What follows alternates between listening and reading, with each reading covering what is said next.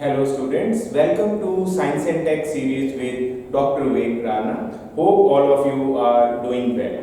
Topic for today's discussion is Science and Tech section, which recently was asked in UPSC Civil Service Mains examination. So all those who have appeared in UPSC Civil Service Mains examination, this lecture is primarily for you and all for those aspirants who are planning to appear next year, because there will be something worthwhile learning or understanding from the current year trend of UPSC examination. So I will keep the language more bilingual so that maximum students can avail the benefit. So this year, as we all know, UPSC Mains, GS and essay paper were comparatively more manageable as compared to last year. And we have seen that the Science and Tech and Environment section, which is primarily asked in GS paper 3 and roughly carries, you could say, question weightage of 6 to 7 questions. This year was also not an exception. This year in Science and Tech section we can say there were 4 questions, and from Environment Ecology there were 3 questions, and also in GS paper 1 there were 3 questions which can be linked to Environment Ecology perspective in Geography section. So basically we can say this time this section dominated in a positive sense, and more or less it will not be wrong to say that majority of themes were covered in class lectures as well as current classes. So while attempting such questions, make sure you are not only highlighting the static part but also mentioning few recent updates which are happening around you to get the maximum advantage. So in this specific lecture, we will be focusing mainly on science and technology section. So there are 4 questions which I will be taking up, and we will be discussing what could be the possible content or the way you could have managed that question better. And in case you have not submitted your science and tech answer as of now, you are most free to submit them and get them evaluated to get a feedback. So first question which we are taking up was more or less on expected lines. It was from space section, because we all know space is one of the sectors from which we always get positive news. And in syllabus there is a key theme which is mentioned: indigenization of technology.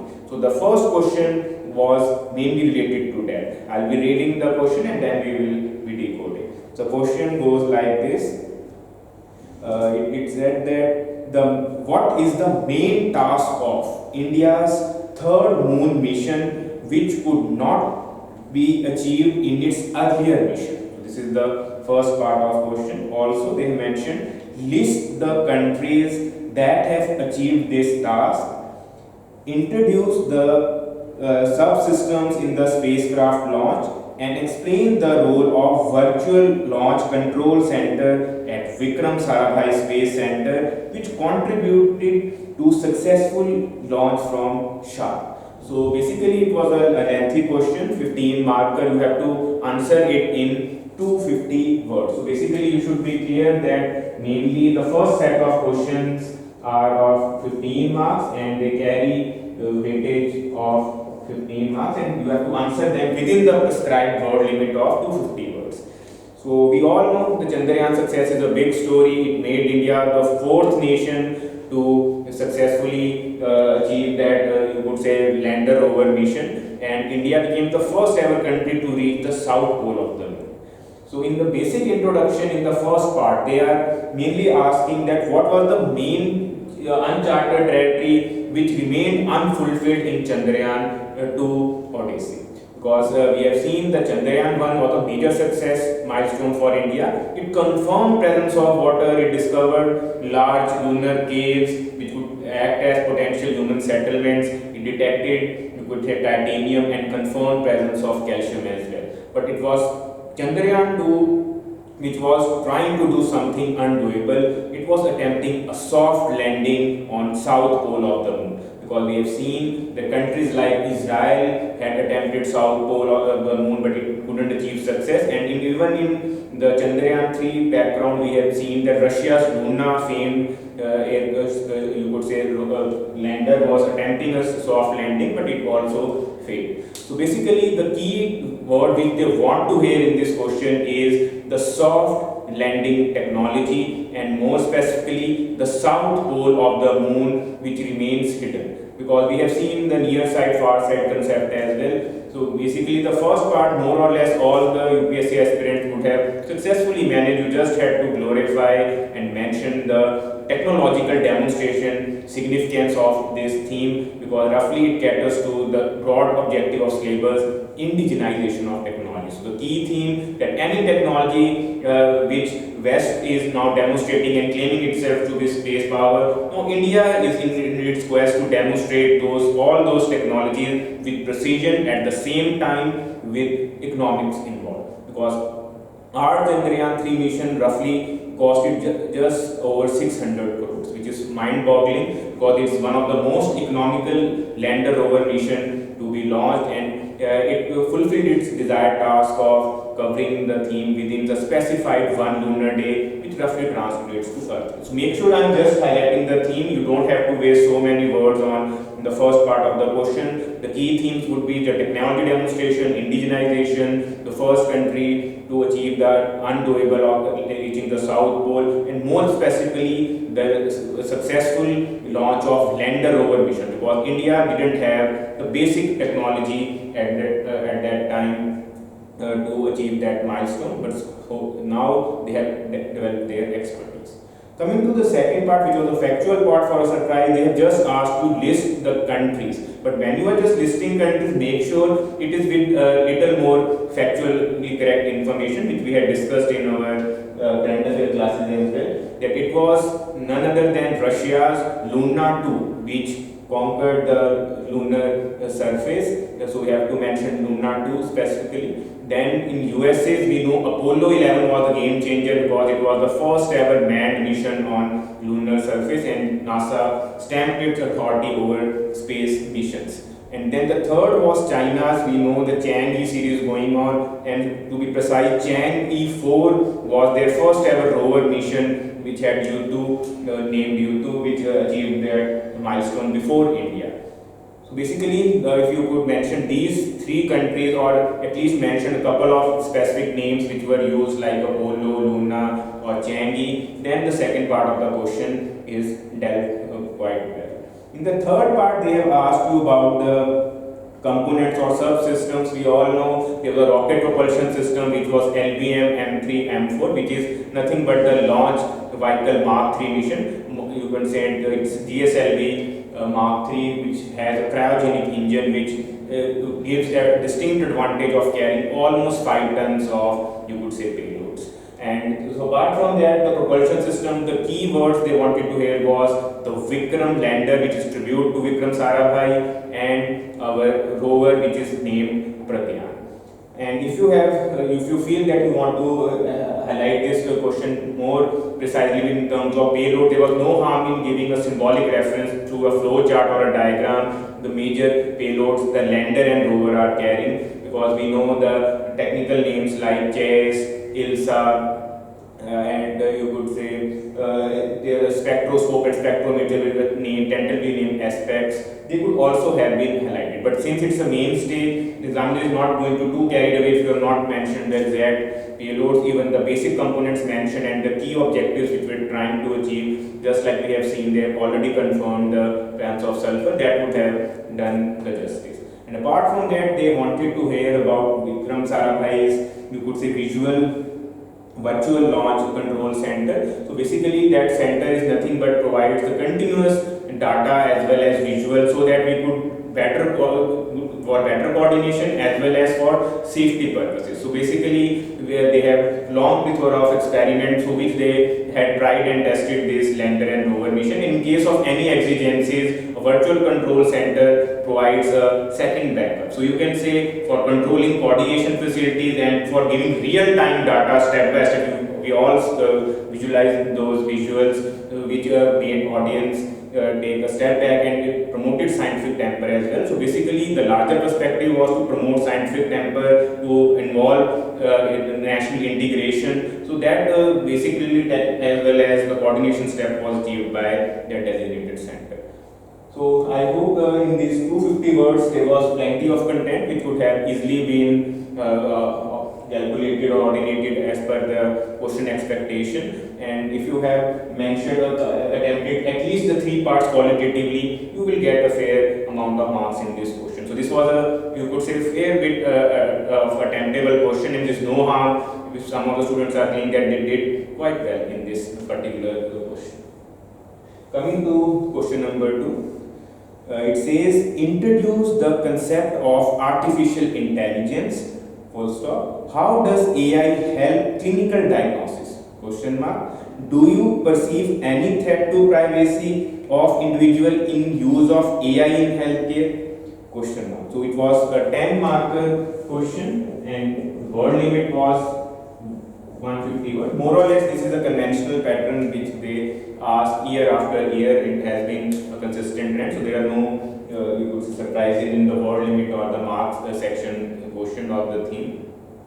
Now here you have to understand that to introduce the concept of AI, you can mention the role of John McCarthy, who defined and gave the term AI, the science and engineering of making intelligent machines, or you could give the idea how robotics have evolved, and now from borrowed intelligence we are taking a paradigm shift to artificial intelligence, through which the smart machines are going to set the tone for industry 4 or internet of things. And already AI is making its presence felt in almost all socio-economic sectors, right from agriculture, disaster management, security, and more specifically the theme which they are trying to ask, the healthcare system. Since it's a 150 words question, make sure you stick to the basics. Only 20-30 words can be devoted to the introductory part of concept of AI. So make sure you are careful with the words which are capturing. Because if it had been 250 words, then there was no harm in making an ornamental start or highlighting some Niti Aayog document on how AI is going to be transformative and disruptive at the same time for society. Or more or less, stick to your guns and stay to the positive side of the story in the first section.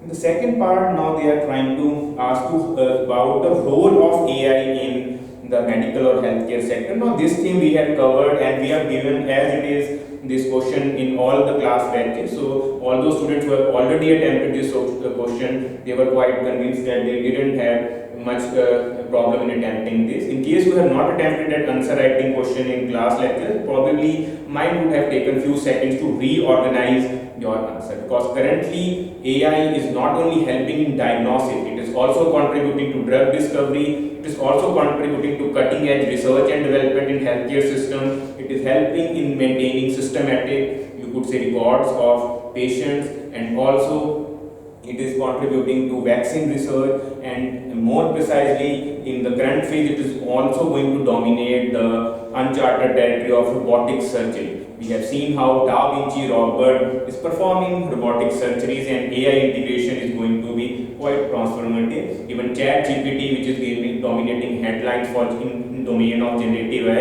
it has also a potential in contributing to healthcare in terms of, you could say, the diagnosis of diseases and organizing the, you could say, the legal research. But more specifically, the exact word which you could have easily highlighted was expert systems, which are AI-based technology applications, which help doctors diagnose some unconventional diseases or better keeping their patients' record. And also the IBM Watson is another example which you could have used. And in case of healthcare, if you want to highlight some conventional robotic example like Little Mouse, who are used for managing medical waste, and the smart systems, if integrated, could be transformating, handling the sensitive disease risking, you could say, waste. That could also be another domain which you want to express. But ideally, if you have mentioned the keywords of diagnosis, research, drug discovery, surgery, more or less the second part is going to be. If you have more application, preferably you should have attempted this solution in, once again, a flow chart. You would have highlighted role of AI and highlighted the main dimensions and some specific examples. Now coming to the third part, do you perceive threat? You have to accept the reality that currently the large amount of bulk of data which is being stored on these servers, and we are using AI for next level. Now AI algorithms have potential to be misused as well. So threat to privacy, security, data breach, selling the data to third party potentially poses a risk, because AI systems more or less are trying to dictate, you could say, advertorial choices as well. So basically, if you have just taken any treatment and they are more or less directing all the data or the website links to you, to potential consumers, then it's ethically considered a wrong domain to chart, and proper regulation holds the key in this sector, because already we are moving towards the health cards in which biometric details would be there. We have already seen Aadhaar also facing controversy. So basically, it's more or less related to the data breach, privacy, security, and we all feel that right to health, or we could say our personal health credentials, should not be should be only shared with the doctors and should not be shared to the third parties. So basically, the AI system at times can be a point you could say problematic if the system is breached. So there is no harm in highlighting the privacy security part as well. So this was the second major thing, and once again it was on expected lines, because the question on AI was in waiting, because we have seen how the ChatGPT and Niti Aayog document on role of AI in healthcare sector were in quite a debatable section. Coming to the third part, discuss several ways in which microorganisms can help in meeting the current fuel shortage. So once again, it was catering to the 10 marker theme and 150 words we have to attempt in this section. And in this section, we can say, if the first section was from space, second from the robotic AI, the third was precisely from biotechnology section. And this theme also finds mention in NCERT's book, unlike the first two themes. So basically, there is a chapter in class 8, most likely it's chapter 2 or 3 in NCERT's, which says microorganisms friend and a foe. In that theme, they clearly highlight how different microorganisms, by microorganisms they are referring to the single cell bacteria or lower fungi or some protozoan species. Basically, the microscopic are the organisms which we do not see with our naked eye. So you could start your basic introduction that microorganisms have dual identity. At times they cause diseases, but at times they are just also contributing to socio-economic development in various capacities. So, but here the ambit has to be not to be too deviated, like producing milk, dairies, or you could say the fermentation processes. Here specifically the question demands you need to link the topic with fuel shortage. So basically the role in energy sector, because any country, if wants to aspire to be a developed nation, should have a stable economy which is driven primarily by energy resources.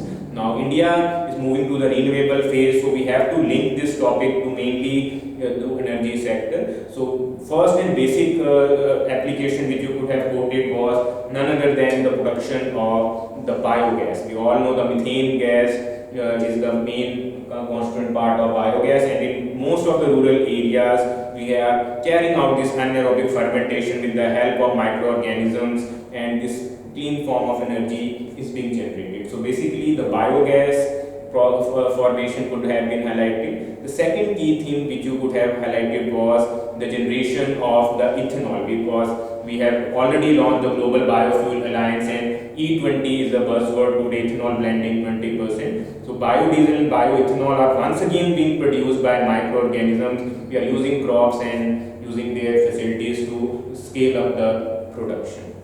And to be more precise, they wanted to hear the third and fourth generation biofuel. Currently, the developed world is progressing to the theme of, you could say,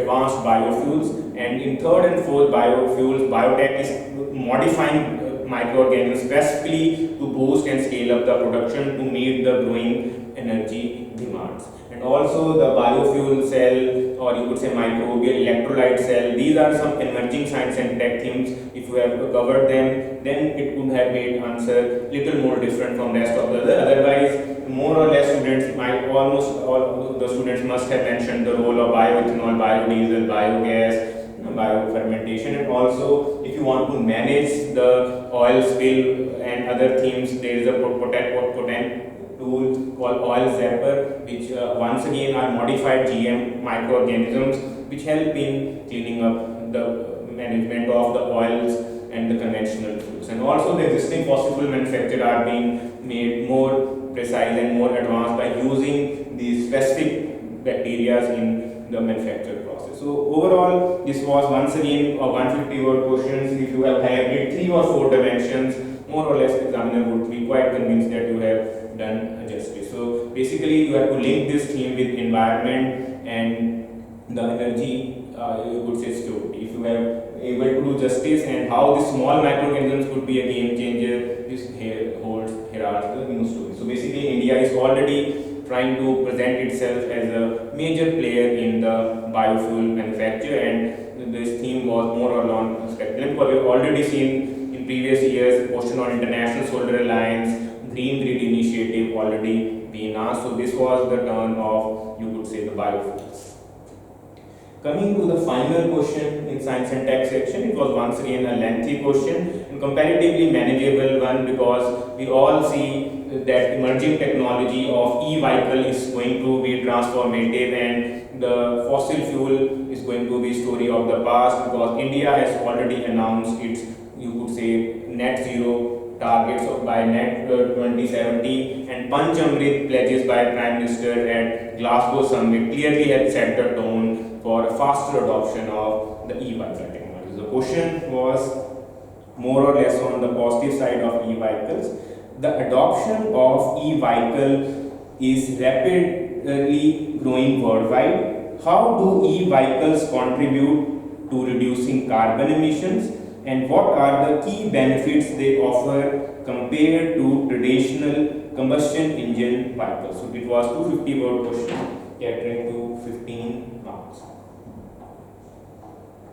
Now in this question, more or less the content of all the students might have been same because you just had to glorify how the adoption of National Electric E-Mobility Plan mission and the FAME schemes the Indian government is pushing is catering to the twin objective of meeting energy security as well as quick green transition to renewable sources. So e-vehicles we all know offer comparatively no direct carbon dioxide emissions, even though in back end we always see the other side of debate that how charging of this e-vehicle is still dependent on the conventional fuels, but more or less they are not asking you any critical examination. So make sure you just stick to the positive side that how once India eventually transforms to more than 50% renewable energy, the charging hurdle is also going to be in its favor. More or less these vehicles are also addressing the conventional problem of noise pollution. They are comparatively quiet vehicles and public transportation is going to be a major, which was a major contributor in greenhouse emissions. The e-vehicle is going to reduce that burden, and their ignition engines and comparatively the immediate charging, or you could say the immediate, you could say torque which is provided to the vehicle and ignition engines, all are environmentally friendly technologies compared to the conventional gasoline or diesel engine. So make sure you are able to highlight just few specific emissions, few specific technologies, and if you are have some technical background, there is no harm in using that expertise to handle this engine. Otherwise, more or less it was a straightforward question which demanded the advantages in simple terms or benefits of e-vehicle technology, because even the economic survey had highlighted a few years back that India has potential to be next Detroit of e-vehicle technology. So apart from that environment objective, it has a lot of scope for employment generation and contribute to economy in and one major thrust to Indian economy as well. So you can use some borrowed word, which was a 250 words question, in setting the tone for this answer and then highlighting the specific basic advantages which e-vehicle technology offers.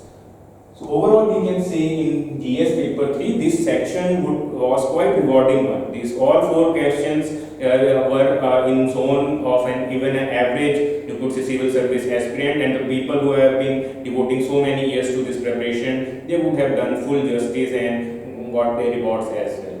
as compared to the other section, because we can see the some section at times are dicey, or they are not on expected lines. But once again, UPSC has stick to the syllabus, because we can clearly see that all 4 questions fall in the ambit of technology. There is a theme on integration of technology. There is a specific mention of awareness in fields of robotics and AI, and another theme on the biotech section, because these are the formal mentioned sectors in your syllabus, and emerging technologies or developing new technology is the final word which is mentioned in your S&T syllabus. So make sure once the paper concludes, you should go through the questions, try to link them with syllabus, and then make a sincere attempt to organize your facts. Take help of net too, because you are a new aspirant. Take help of net to explore these themes further, and then try to attempt the question within prescribed wording. There is no harm if you want to prepare a qualitative note on this section, because more or less these themes might appear in next year prelims as well. So if you have prepared these things qualitatively, sooner or later you will find another question appearing in prelims in next or other exams. But the ideal approach is to practice and get them evaluated. If you have some fresh idea which you feel you have not discussed, like in these e-vehicles, or you could say in the micro scheme, there is other initiative which we have intentionally not mentioned, because we want to see your creativity in attempting these questions, because this is just a broad roadmap which we have discussed, or the basic concept in case some newcomer is watching, that what exactly we have to do in this answer writing process. The protocol of answer writing remains the same. A crisp introduction which should set the tone. The middle part of the body should contain the qualitative facts backed with specific examples and schemes, and the optimist forward-looking conclusion to justify the question content. And if you have any specific quote in case, then they are more or less welcome. Even in case of S&T, the diagram, flow charts, and your creative aspects also holds true.